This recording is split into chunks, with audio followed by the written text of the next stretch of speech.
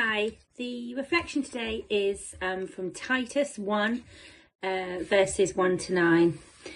And the first bit of the passage reminds me that we all have skills and roles that God can use for his kingdom. And when you read this passage, you can think of Titus being a bit of a steady Eddie, good at putting things in order, putting in sensible and healthy procedures so that it's clear that things can be done in a certain way that can keep people safe in organisations and keep organisations healthy. And sometimes I think we can envy or look up to particularly people that are really good starters. And starting exciting things and real entrepreneurs, and those giftings are great, but sometimes we can belittle ourselves if we are those administrators who come in behind, bring organisation and help organise the chaos. And I really felt the Lord saying, don't belittle those skills in yourself or in other people. And I just want to be acknowledge that, and I really want to thank the Lord for the people in our church who are those people. The people like Hebe and John Gibson who immediately come to mind, who are those people who organise chaos and help ensure that we are a healthy organisation.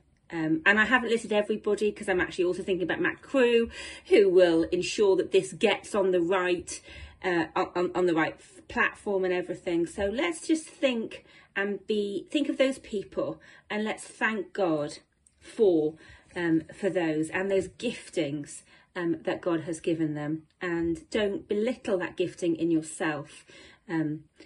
Use your gifts to serve the kingdom. And then as Titus is called to sort of steady the ship, to put procedures in place, to find and appoint overseers to keep the community, the congregation healthy, there's a bit of a checklist.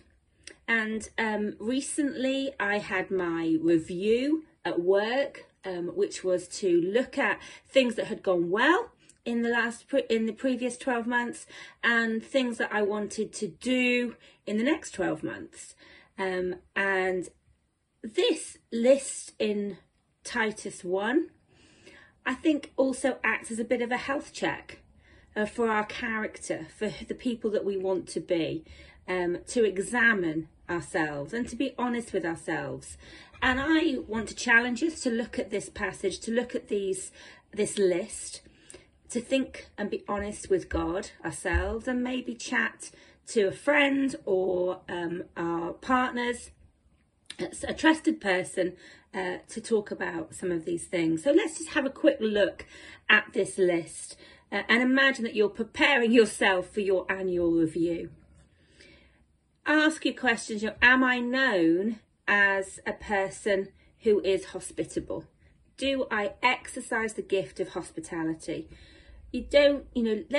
Let's keep reminding ourselves that you don't need a big house, you don't need to be a good cook to be hospitable. Let's not find ways out, let's not find excuses, or let's not cancel ourselves out because of that wrong thinking. Am I a lover of goodness?